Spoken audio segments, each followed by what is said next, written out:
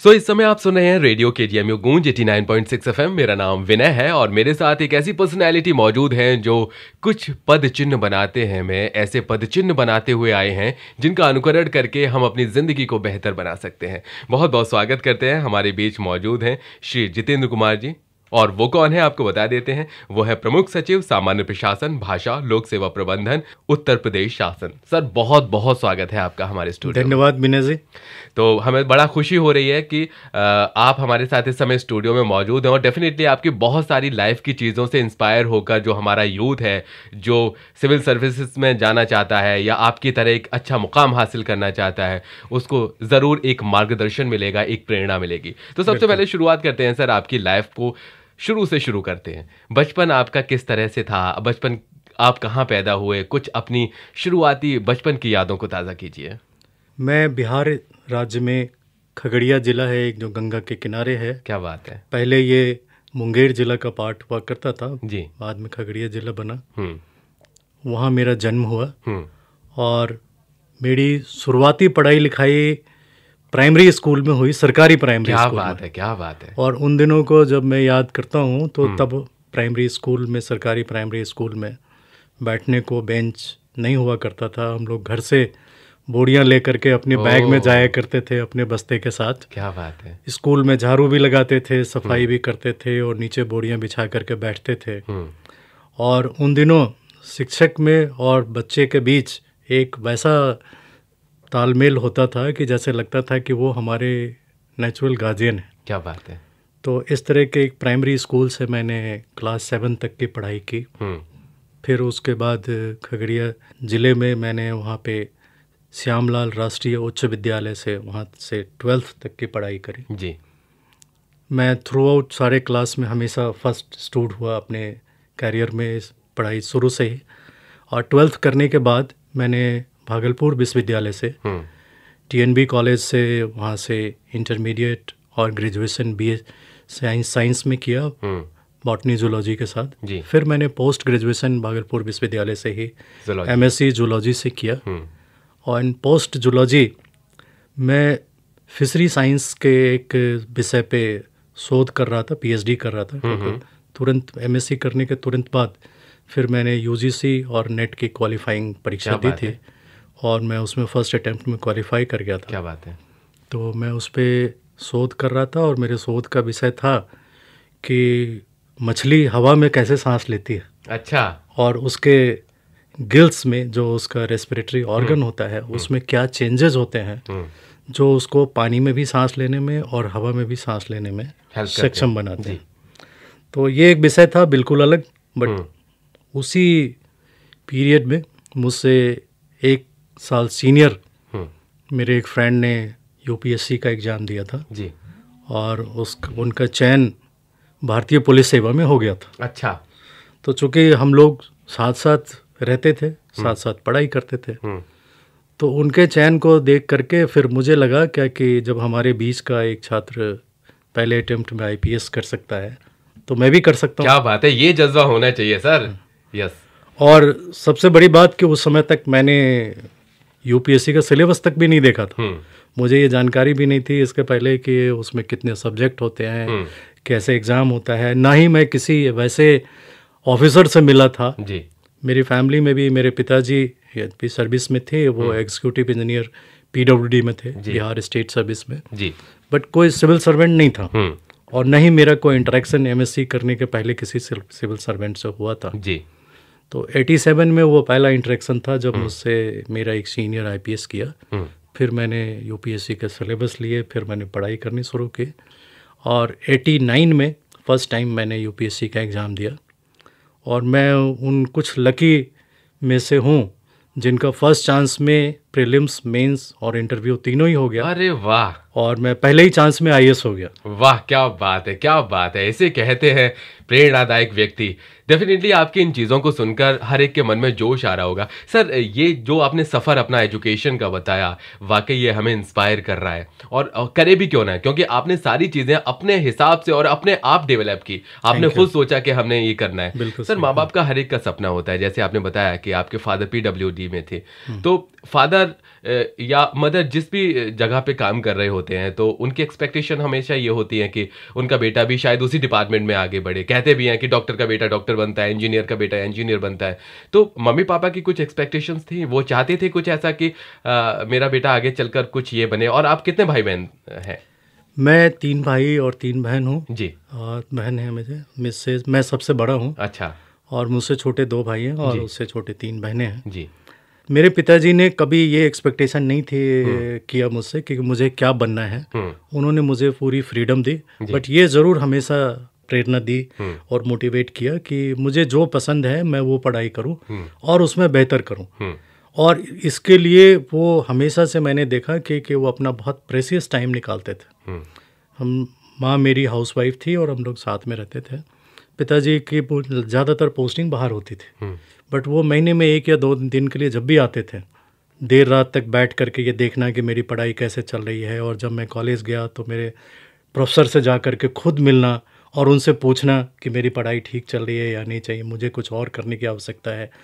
तो ये हमेशा मुझे मोटिवेट किया मुझे अपनी लाइफ में कि वो हमेशा से इसमें रुचि रखते थे कि मैं जो कर रहा हूँ उसमें बेहतर करूँ, तो सबसे अच्छा करूँ। जी, क्या बात है। इस समय जिस तरह से मैं इंस्पायर हो रहा हूँ, डेफिनेटली आपको भी बहुत अच्छा लग रहा होगा। और मुझे ये भी पता है कि बहुत सारा यूथ जो सिविल सर्विसेज की तैयारी कर रहा है इस वक्त या इस सेवा में जाना चाहते हैं, उनके हमेशा जहन में एक ही सवाल आता है कि पढ़ाई किस तरह से करते हैं ऐसे लोग जो सफल हो जाते हैं, जो इस मुकाम को हासिल कर लेते हैं। कितने घंटे पढ़ाई करते हैं? क्या 24 घंटे में से 22 घंटे पढ़ाई को देते हैं?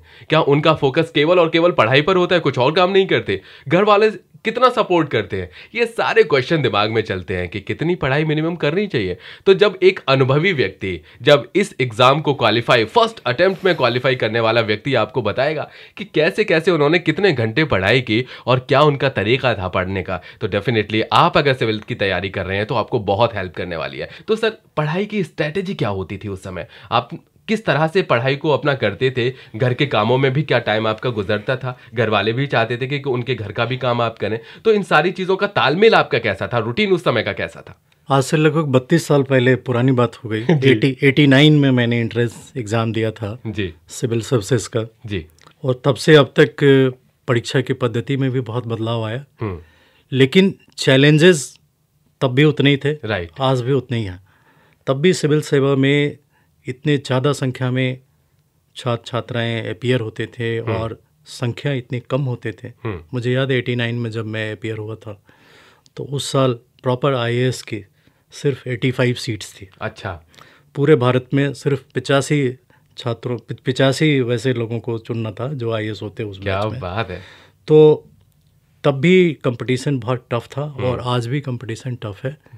और जो मैंने तैयारी के दौरान पाया कि यूनियन पब्लिक सर्विस कमीशन कतई नॉलेज का टेस्ट नहीं है, क्योंकि आप इससे बिल्कुल नहीं कह सकते कि कोई अगर चयनित हो गया तो वो एक्स्ट्रा ऑर्डिनरी उसको नॉलेज है और जिसका किसी वजह से नहीं हो पाया तो उसे नॉलेज की कोई कमी है। ये एक तरह से इस परीक्षा की स्ट्रैटेजी जो है स्क्रीन आउट करने की है, क्योंकि इतनी ज़्यादा संख्या में एस्पिरेंट्स हैं, अपीयर हो रहे हैं, राइट, और सीट लिमिटेड है।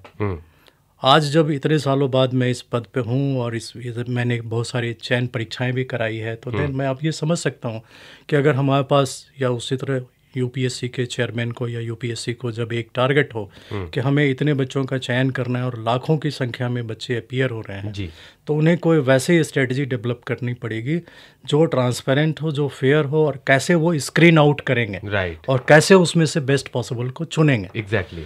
तो पढ़ाई करने के पहले ये जानना ज़रूरी है, क्योंकि बहुत लोगों के मन में ये होता है कि 20 घंटे पढ़ाई करनी है या 22 घंटे पढ़ाई करनी है और धरती पे जितना नॉलेज है ज़मीन के ऊपर और आकाश के नीचे वो सब कुछ हमें प्राप्त करना है, क्योंकि पता नहीं क्या प्रश्न आ जाएगा जी।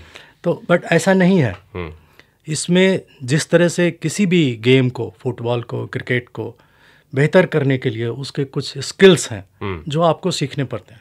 जैसे बॉल, अगर आप क्रिकेटर हैं तो बॉल सामने आ रही है तो अगर आपके स्पेसिफिक स्किल्स काम आएंगे कि कैसे आपने उस पर स्कोर करना है जी। तो उसी तरह से एग्ज़ाम को क्रैक आउट करने के कुछ स्किल्स हैं जो आपको समझने पड़ेंगे कि जब स्क्रीन आउट करने के लिए एग्ज़ाम हो रहा है तो उसमें हम कैसे टिके रहें। तो सबसे पहले तो इसमें क्या है, 3 स्टेज का एग्ज़ाम होता है। प्रीलिम्स होता है, फिर उसके बाद मेंस के सब्जेक्ट होते हैं और उसके बाद इंटरव्यू होता है। राइट। प्रीलिम्स एक प्रिलिमिनरी टेस्ट है जिसमें कि सिर्फ आप क्वालिफाई करते हैं और इस बात के लिए क्वालिफाई करते हैं कि अब आप मेंस का एग्ज़ाम दे सकते हैं। उसके नंबर आपके वैल्यू में ऐड नहीं होते हैं और आपकी रैंकिंग में ऐड नहीं होते हैं जी। जो मेंस का एग्ज़ाम है वो आपकी रैंकिंग को डिसाइड करते हैं और मेंस के एग्ज़ाम और इंटरव्यू के एग्ज़ाम के मार्किंग को ऐड करके आपकी मेरिट डिसाइड होती है, जो ये तय करती है कि आपका सिलेक्शन किस सर्विस के लिए हुआ है। जी। तो सबसे पहले आपको प्रीलिम्स की तैयारी करनी है और उसका बेहतर स्ट्रेटजी ये होता है कि पिछले कई सालों के कम से कम 10 साल 15 साल के प्रश्नों को आप लें, क्वेश्चंस को लें, आपके मीडियम चाहे जो भी है, इंग्लिश हो या हिंदी हो, उस क्वेश्चंस को लें, क्वेश्चन को स्टडी करें, ये जानने की कोशिश करें कि पैटर्न क्या है, जो टॉपिक आप पढ़ रहे हैं सिलेबस के हिसाब से जी। उस पर किस तरह के प्रश्न पूछे जाते हैं। क्वेश्चंस को स्टडी करने का कतई ये मतलब नहीं है क्या कि वही क्वेश्चन आपको आएंगे, लेकिन क्वेश्चंस को स्टडी करने से ये आइडिया हो जाता है कि उस सब्जेक्ट पे किस तरह के प्रश्न पूछे जाते हैं। करेक्ट। अब वो प्रश्न कई तरह के होते हैं, जैसे कुछ प्रश्न अब मल्टीपल चॉइस के होते हैं, कुछ प्रश्न ऐसे होते हैं जिनमें कि प्रीलिम्स में तो सारे मल्टीपल चॉइस के ही प्रश्न होते हैं, लेकिन आगे मेंस में कई तरह के प्रश्न होते हैं जो शॉर्ट आंसर के होते हैं, मीडियम लेंथ के होते हैं, ब्रॉडर होते हैं। तो अकॉर्डिंगली आपको उस सब्जेक्ट को टारगेट करके पढ़ाई करनी पड़ेगी। जी। मैंने ये भी किया क्या कि सिलेबस में मैंने जो पाया कि कुछ टॉपिक्स ऐसे थे जिसमें बहुत मेहनत करके भी मैंने देखा कि I am not very good in that things. तो मुझे लगा कि इसमें मैं अगर बहुत ज़्यादा समय लगाऊंगा तो भी मुझे कुछ गेन नहीं होएगा, तो मैंने उसे अपने प्रिपरेशन से एलिमिनेट किया। क्या बात है। और उस पर मैंने स्ट्रैटेजिकली थोड़ा समय दिया कि अगर उस तरह के उस टॉपिक से प्रश्न आते हैं, अगर मल्टीपल चॉइस है then I will do it. अगर 5 नंबर के हैं तो मैं कर लूँगा, लेकिन अगर 30 नंबर के हैं then I will take risk, because time मेरे पास सीमित था। मैं पहली बार अपीयर हो रहा था। कई लड़के जब दूसरी तीसरी चौथी चांस देते हैं तो नेचुरली उनके तैयारी करने के तरीके अलग होते हैं, पर मेरे पास फर्स्ट चांस क्या स्ट्रेटजी थी और फर्स्ट चांस में मेरे पास लिमिटेड समय था, सो मैंने ये रिस्क लिया और मैंने कुछ उन सारे टॉपिक्स को अपने प्रिपरेशंस में लिमिटेड टाइम दी, जिसमें मुझे लगा कि बहुत ज़्यादा समय देने के बाद भी मैं ज़्यादा गेन नहीं कर पाऊँगा। और फिर मैंने उन टॉपिक्स को सेलेक्ट किया जिसमें मुझे लगा कि ये इससे रिलेटेड क्वेश्चंस पे मैं अगर ज़्यादा टाइम देता हूँ तो मुझे वो प्रीलिम्स में भी बेनिफिट देंगे और मेंस में भी देंगे और इंटरव्यू में भी देंगे। जी। तो पहला इशू हुआ स्ट्रैटेजिक प्लानिंग, कि आपको पहले सब्जेक्ट के चूज करने के लिए सिलेबस को चूज करके आपको स्ट्रैटेजिक प्लानिंग करनी है। Correct. And next is time planning. पहले अगर आप टाइम प्लानिंग करते हैं, स्ट्रैटेजिक प्लानिंग नहीं करते हैं, तो आप एक तरह से उस रेस में शामिल हैं जहां आपके सामने कोई मैप नहीं है और आप भागते जाएंगे, कहीं पहुंचेंगे नहीं। जब आप स्ट्रैटेजिक प्लानिंग कर लेते हैं then you have a route map कि मुझे यहाँ से ए पॉइंट से बी तक जाना है, ए से बी तक मुझे ये स्पीड रखनी है, बी से सी तक ये रखनी है। तो फिर जब आपकी प्लानिंग हो जाती है then you come to the timing. Timing सबके अलग अलग होते हैं। स्टूडेंट साइड से ही किसी स्टूडेंट को लेट रात में जग करके पढ़ने की आदत होती है, किसी को अर्ली मॉर्निंग पढ़ने की आदत होती है।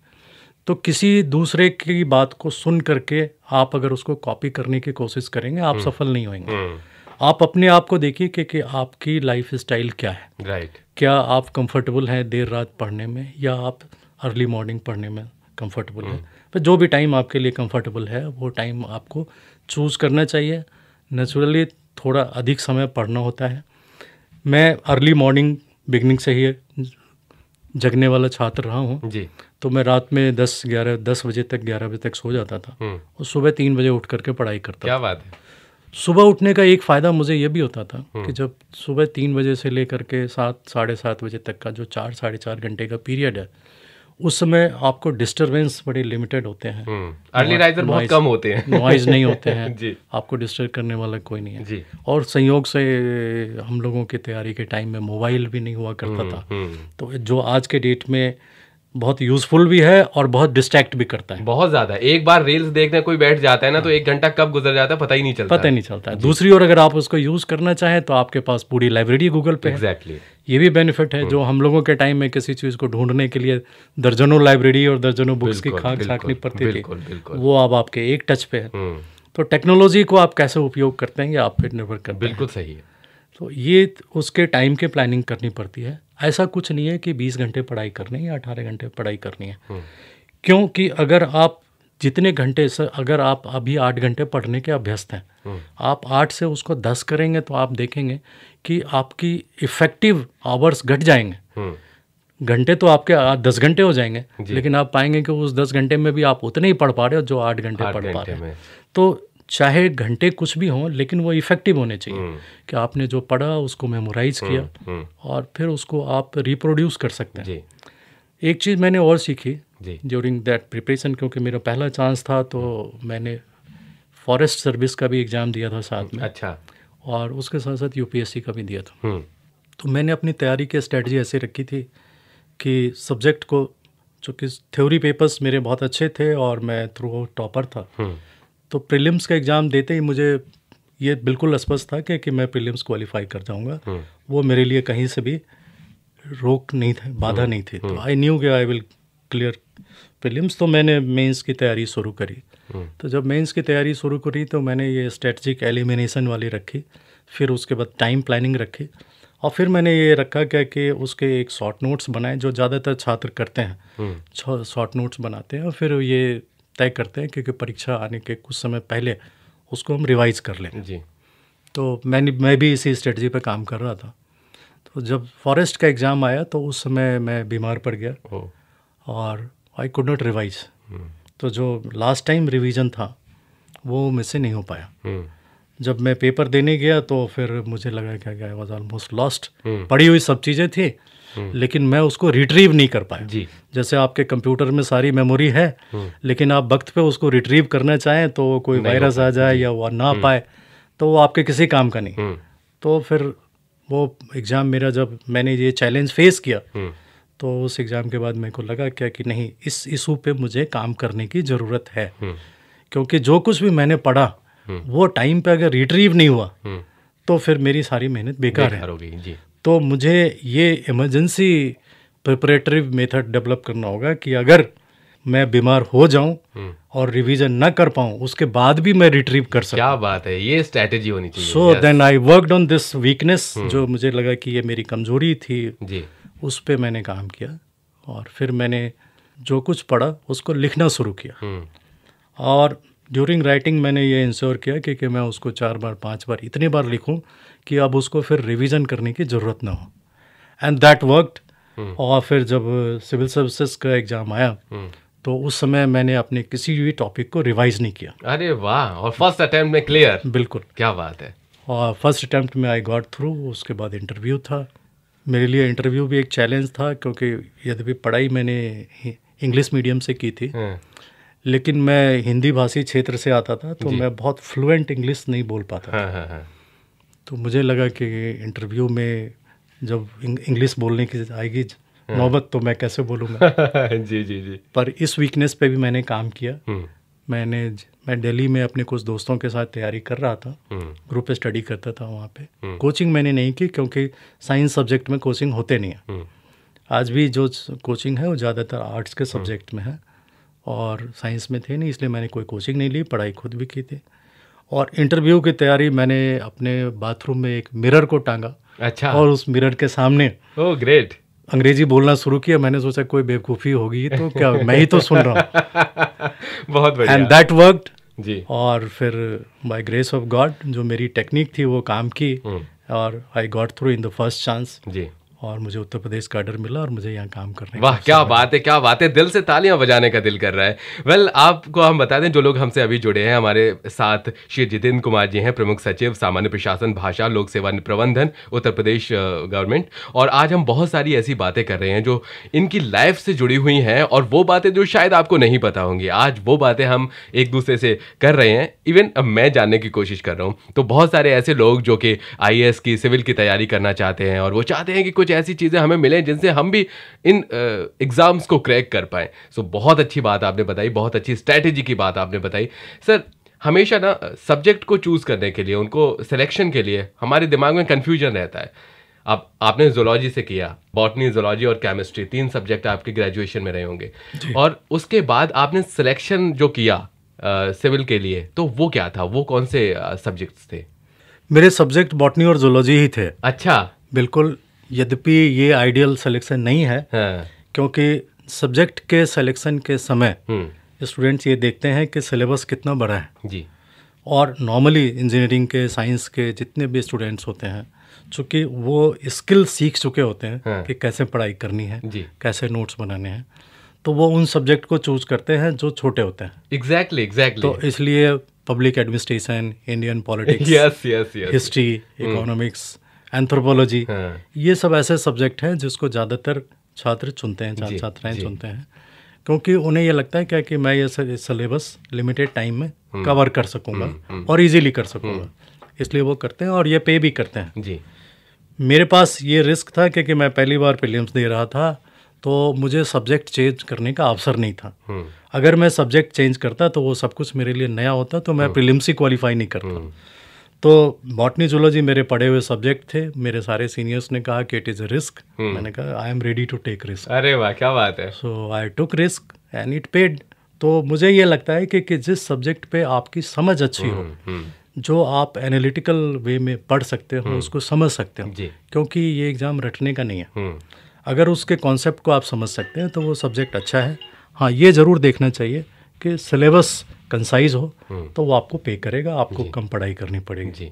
पहली बार में तो सुन के मुझे भी यकीन नहीं हो रहा है, क्योंकि जो साइंस के स्टूडेंट्स होते हैं वो डेफिनेटली कुछ ऐसे सब्जेक्ट चुनते हैं जिनका सिलेबस कम होता है या जिनको आसानी से पकड़ सकते हैं। हिस्ट्री बहुत लोग इसलिए चुनते हैं क्योंकि प्री में भी वो काम दे जाती है, मेन में भी काम दे जाती है, और जब उनका इंटरव्यू होता है तो भी उनको हेल्प मिल जाती है। तो हिस्ट्री बहुत सारे लोग इसीलिए चूज कर लेते हैं। इंटरेस्टिंग बात बताना चाहूँगा जी जी जी कि मैंने अपने जिस सीनियर का जिक्र किया, जिसे देख करके मुझे मोटिवेशन हुआ था जी, उसने अपने पहले एग्ज़ाम में एंथ्रोपोलॉजी सब्जेक्ट रखा। अच्छा।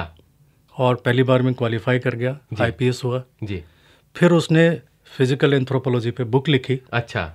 But interestingly second third chance में वो प्रीलिम्स भी क्वालिफाई नहीं कर पाए। और उनकी किताबों को पढ़, उनकी लिखी हुई किताब को पढ़ के बहुत सारे बच्चे कर गए। अरे वाह, क्या बात है। So this is also an amazing fact कि आप किसी सब्जेक्ट के बहुत विद्वान हो जाते हैं, लेकिन उसके बाद भी आपकी अगर स्ट्रेटजी मिस हुई जी, तो आप उसको क्वालिफाई नहीं कर पाते। आप ही की लिखी किताब को पढ़ के किसी ने स्ट्रेटजिस्ट वे से उस सब्जेक्ट को क्लियर कर लिया और वो नहीं कर पाए जी, तो ये भी है। एक ऐसी पोजीशन पे पहुंचने के बाद माता पिता की सबसे बड़ी जिम्मेदारी आती है कि उसका घर परिवार बसाना।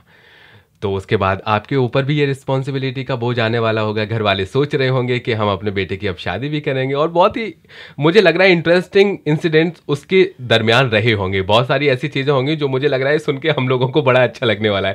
सर, थोड़ी देर पहले हम जिक्र कर रहे थे कि जब बच्चा जवान हो जाता है, नौकरी हो जाती है, तो उसके बाद माता पिता का सबसे बड़ा जो टेंशन का काम है वो ये है कि आप उसका घर बसा देते हैं अच्छी तरह से। तो उस समय आपने अपने लाइफ पार्टनर को खुद चुना या परिवार वालों ने चुना, या कैसे आपकी आगे की लाइफ फिर शुरू हुई? ये अरेंज्ड मैरिज थी। अच्छा। पर मुझे मेरे पेरेंट्स ने ये अवसर दिया कि मैं खुद चूज करूं, और वो मेरे साथ थे जी। क्योंकि तब भी, आज से 30 साल पहले और आज भी, अगर हम देखें तो शादियों के लिए पेरेंट्स में IAS ऑफिसर या कभी सिविल सर्विसेज के ऑफिसर्स के लिए बड़ा क्रेज है जी। और लोग बाग बिल्कुल अपनी फैमिली के स्टेटस को देखे बिना कई बार दौड़ लगाते हैं ऐसे IAS एस्पिरेंट्स, IAS क्वालिफाइड बच्चों के पीछे, और ये नहीं देखते हैं कि उनका फैमिली लेवल क्या है, हमारा फैमिली लेवल क्या है। तो मैं ये कहना चाहूँगा, अब इतने सालों के अनुभव के बाद अब मुझे ये लगा, पहले जब मैं IAS क्वालिफाई किया तो बहुत सारे प्रपोजल्स आए, और एक समय ऐसा आया जो मेरी माँ बिल्कुल तंग आ गई कि इतने सारे लोग आ रहे हैं, इतने सारे लोग आ रहे हैं, और मुझे सबकी, वो हाउस वाइफ थी मेरी माँ, तो उन्हें सबकी मेहमान नवाजी करनी पड़ती थी जी। तो उन्होंने कहा अब जो कुछ करना है तुम जल्दी फाइनल कर लो, ताकि मैं इससे फुर्सत पा सकूँ। बहुत सारे ऑफ़र, बहुत सारे फोटोग्राफ्स, सब कुछ थे। फिर फैमिली के लोगों ने उनमें से कुछ मेरी मदद की, और मैंने कुछ सॉर्ट आउट किया जी। और फाइनली मैं खुद गया उनके साथ, और मैं जिसे घर के लोगों ने फाइनल किया था उससे मिला मैं, जो आज मेरी पत्नी है। फिर उनके परिवार वालों से मिला, और तब मुझे ये लगा क्या कि मेरे फादर उनके परिवार में जा कर के बहुत कंफर्टेबल फील किया। अच्छा। क्योंकि उस समय ये था क्या कि मुझे मेरे इकोनॉमिक के स्टैंडर्ड से बहुत ऊपर के रिश्ते आ रहे थे और काफ़ी दहेज और इन सब चीज़ों की ऑफर्स थी। उन लोगों ने यहाँ तक भी कहा कि हम आपके लिए ये करेंगे वो करेंगे। पर मुझे ये लगा कि अगर मैं अपने फैमिली स्टैंडर्ड से बियॉन्ड सिर्फ इसलिए जा कर के किसी लड़की को चुनता हूँ क्योंकि मैं आईएएस हूँ, तो वो मैं तो अपनी ज़िंदगी को उसके साथ ठीक से निभा पाऊँगा, पर शायद मेरे माता पिता को वो सम्मान उनके परिवार से और उस लड़की से नहीं मिल पाएगा क्योंकि उनकी इकोनॉमिक स्टेटस उनके परिवार के बराबर नहीं होगी।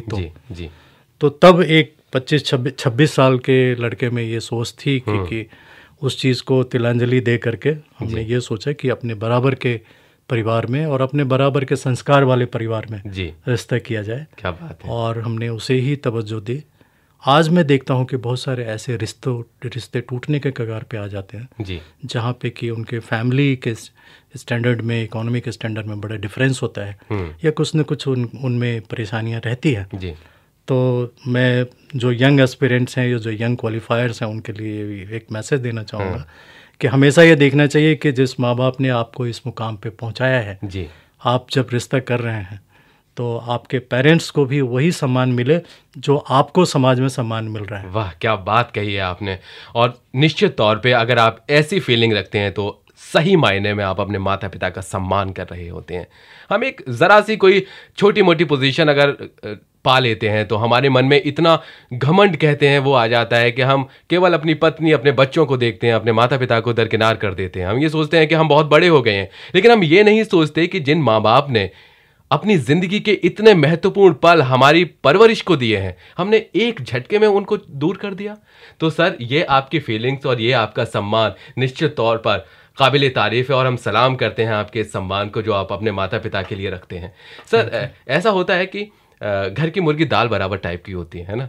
तो एक आईएएस ऑफिसर जो एक डिस्ट्रिक्ट में, आप कई शहरों में कलेक्टर के पद पर भी रहे हैं, तो ये होता है ना कि घर में लेकिन पत्नी के सामने पति हमेशा चूहा होता है और पत्नी हमेशा दहाड़ने वाली बिल्ली होती है। तो कभी कभी माहौल कुछ ऐसा घर में होता है जब आप कहते हैं ठीक है सुन लेते हैं, हम अपना थोड़ा मुंह इधर करके अलग हट जाते हैं, तो कभी डांट वांट पड़ती है आपकी? देखिए, ये जोक के लिए बड़ा अच्छा है और पति पत्नी के संबंधों पे बहुत सारे जोक्स बनते हैं, बहुत अच्छे भी लगते हैं। पर शादी का ये सत्य है कि पत्नी एक अलग परिवार से, अलग संस्कार से आती है। करेक्ट। और पति एक अलग परिवार और एक अलग संस्कार से आते हैं। दोनों ही अपने संस्कार से बंधे होते हैं। लड़के को हमेशा ये इच्छा रहती है कि वो उसके माँ बाप की इज्जत करें, तो उन्हें ये भी सोचना चाहिए कि मैं भी अपने पत्नी के मायके वालों की उतनी ही इज्जत करूं। बहुत बड़ी बात। उनके माता पिता को भी वही प्यार दूं। क्योंकि मैंने ये पाया है कि हर लड़की अपने पिता के साथ, अपने माँ के साथ, अपने भाई के साथ जो उसका एक संबंध है, वो एक अलग नेचर का संबंध है। और अगर उस विषय पे आपने उसे ठेस पहुंचाने की कोशिश की, बिल्कुल, तो फिर आपको you will have to face it, और फिर आपको जब बचने का रास्ता नहीं मिलेगा। तो बेहतर ये है क्या कि आप उस पर टकराव न मोल लें और उनके परिवार को भी अपना परिवार समझें, उनको भी बराबर का सम्मान दें। तो फिर आपस के रिश्तों में जो इस तरह के मनमुटाव होते हैं वो कम हो जाते हैं। बाकी छोटे मोटे मनमुटाव तो सब्जी में मसाले की तरह हैं, बिना उनके टेस्ट नहीं है जीवन में। जी। भले शहर के लिए आईएएस ऑफिसर हो, लेकिन किचन में आपको प्याज तो काटना ही पड़ेगा। खैर, इतना तो चलता ही है। सर, आप स्टूडियो में आए, इतना कीमती समय दिया और इतनी महत्वपूर्ण जानकारियां दी, अपनी ज़िंदगी के बहुत सारे ऐसी चीज़ों से रूबरू करवाया जिनसे हम लोग मोटिवेट होंगे, प्रेरित होंगे।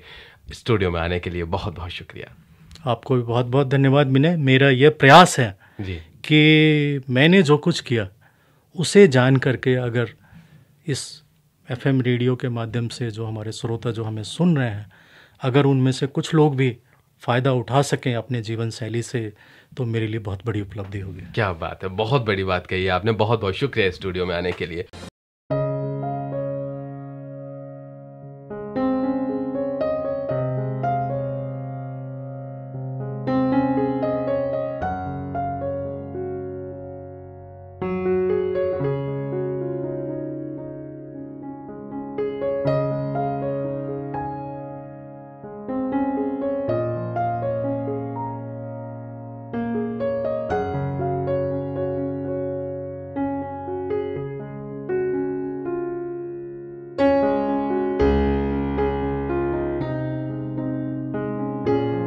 6 FM Radio KGM Gúnch 89.6